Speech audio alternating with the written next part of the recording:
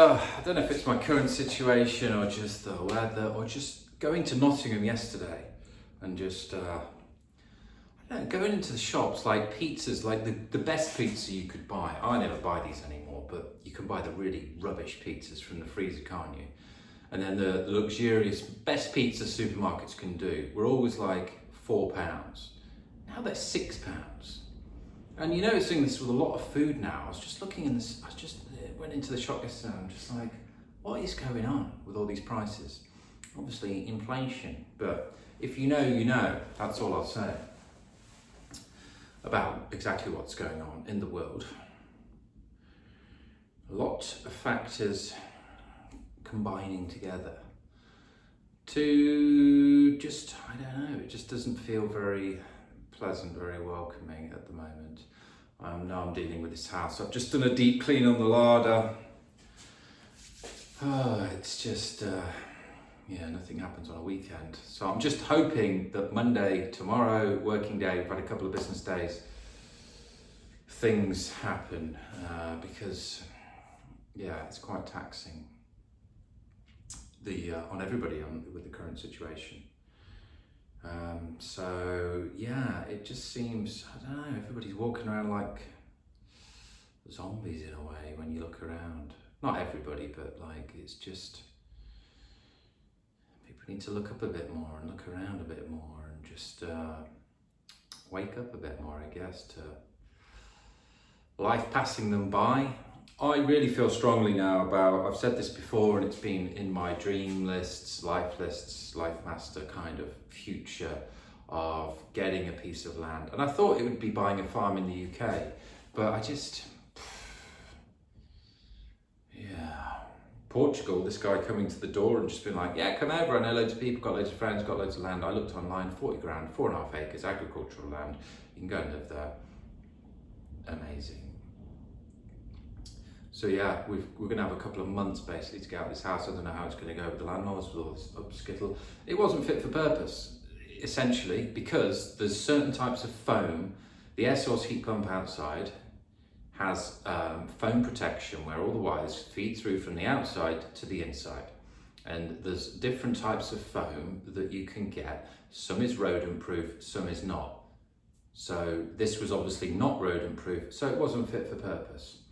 And it's caused us a lot of hassle. I'm up here again, trying to get it ready, trying to be positive, trying to, carry on with life. And it's just been a hell of a ride, life of late. But still trying to be, being positive and taking it with what we can be doing. It's put my business back a lot, but I'm pleased with the decision I made because I came up with the idea to make 100 startups after starting to vlog on the 1st of June in 2024. And then that escalated into coming up on the 7th of November to make 100 startups in a year. I was just like, I've got to do something that's going to be like, makes people's eyes pop out their skull. And so that's what I came up with. And then I thought, once I've done that and I've done all of these daily vlogging videos, I've kept up with this and I'm really proud of myself for keeping up with doing a daily video because do you know what, today I don't feel like doing a video. I absolutely do not feel like doing a video.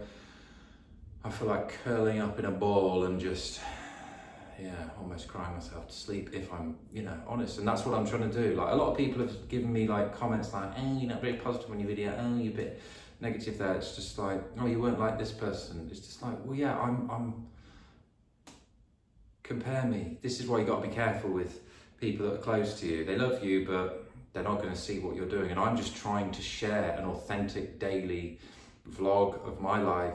Michael Todd, aka Toddy. That's what everybody knows me as.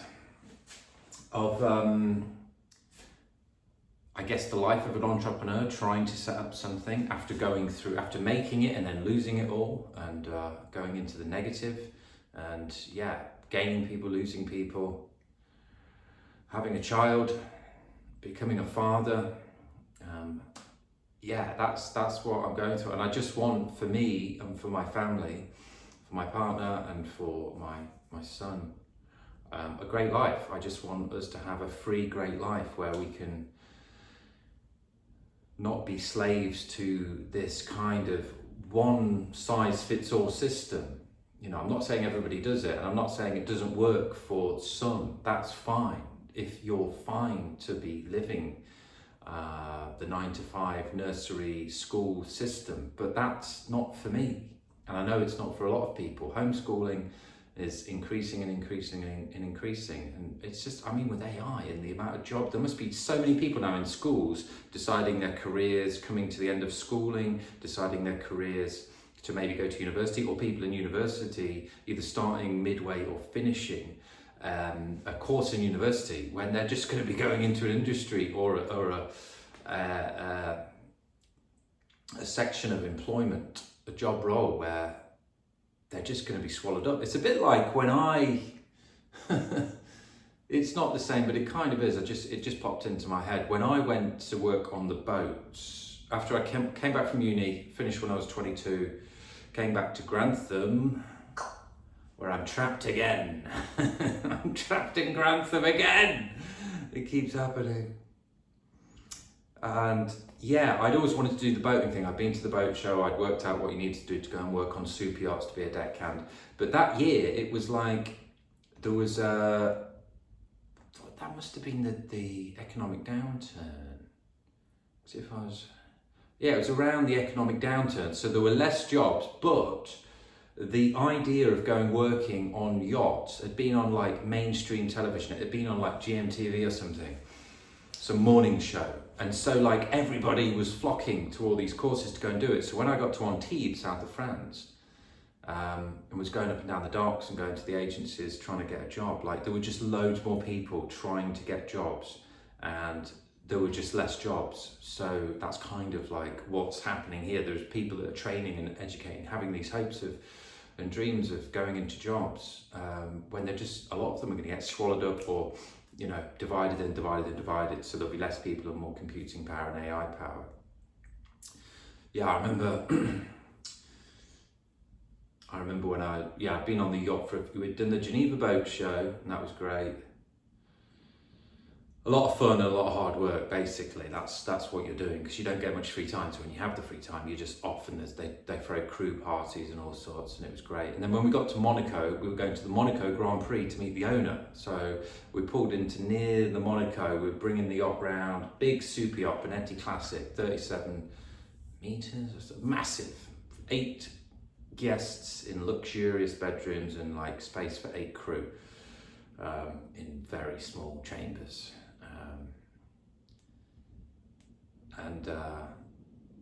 I remember I got this job, and the captain had interviewed loads of people for it, but I was just really positive. And after that, I was at the crew house, and everybody was like, "Why are you not looking for any job?" I was just like, "I'm just going to be positive. I'm going to get this one job." And called the captain once and just said how good it was to meet him, and how